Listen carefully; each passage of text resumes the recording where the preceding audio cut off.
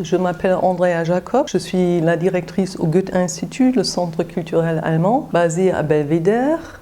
Et j'ai pris ma fonction le 1er mars de l'an passé. Et au Goethe-Institut, là, la semaine prochaine déjà, on va recevoir beaucoup d'étudiants qui veulent s'inscrire pour un cours d'allemand. Ça peut être un cours pour débutants ou pour des avancés. Donc, pour éviter trop de queues, on fait les inscriptions par niveau. Tous les débutants, tous les habitués, les avancés.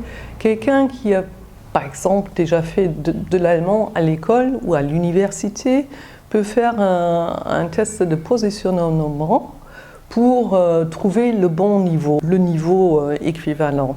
Sinon, on a la semaine prochaine un programme de résidence pour des danseurs. C'est un programme international de la sous-région. Il y a des danseurs et des chorégraphes qui viennent à Tunis pour 15 jours pour travailler ensemble et développer une nouvelle pièce de danse qui sera représentée à la fin du mois à la Cité de la Culture. Donc, je peux résumer, nous avons deux activités principales, c'est le travail culturel, d'un côté avec la danse, des expos, un programme cinématographique, et de l'autre côté le volet linguistique avec des cours d'allemand et des propositions pour des professeurs d'allemand.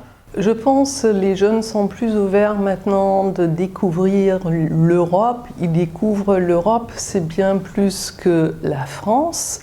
On peut s'inscrire dans les facultés dans d'autres pays. Effectivement, la langue, ça apparaît comme un obstacle, mais tenez compte du fait qu'il y a aussi des filières proposées en langue anglaise. Évidemment, pour mieux gérer sa vie quotidienne en Allemagne, il est conseillé d'avoir un minimum de connaissances de la langue allemande. Mais des ingénieurs ou des gens qui font par exemple un master en IT, ils font ça quasiment entièrement en anglais. Donc je voudrais encourager les jeunes de regarder de plus près les propositions de différentes facultés en Allemagne. Il y a des filières où tout est en anglais, il y a des filières où tout est en allemand. Pour tout ce qui est la médecine, là, c'est plutôt en allemand. Ça, je le dis ouvertement. Ou quelqu'un qui voudrait travailler dans le domaine de la médecine, il y a des aides-soignantes qui sont très recherchées en Allemagne, ou des médecins. Là, effectivement, il faut un bon niveau d'allemand. Parce qu'il faut communiquer avec les patients. Ratawet Ciné Parcours, on a lancé un appel qui est en ligne jusqu'à la fin du mois de janvier. Les jeunes peuvent postuler pour participer et produire et suivre des ateliers. Et les gagnants, il y a des prix à gagner, évidemment. C'est un concours. Et le premier prix, c'est une invitation à Berlin pour participer au festival du court-métrage dans la capitale allemande au mois de novembre. Déjà, j'aime le soleil. L'Allemagne, c'est un pays au nord plutôt de l'Europe avec un hiver rigoureux.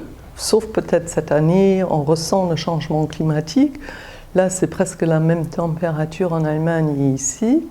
Mais sinon, la plage, parce que moi, je viens aussi du nord de l'Allemagne où il y a deux mers, la Baltique et l'Atlantique. J'aime les plats tunisiens. J'aime aussi tout ce qui est tradition vestimentaire, danse, musique. Donc pour moi, c'était assez facile de trouver des points communs pour accrocher et penser des programmes d'échange culturel. Les gens ont souvent l'impression qu'il est de plus en plus difficile d'aller en Europe, notamment pour les artistes. C'est vrai, c'est difficile de recevoir un visa. Mais je pense qu'il y a des ponts comme la musique, comme le programme Hatawat, la compétition pour les jeunes qui montent des courts-métrages.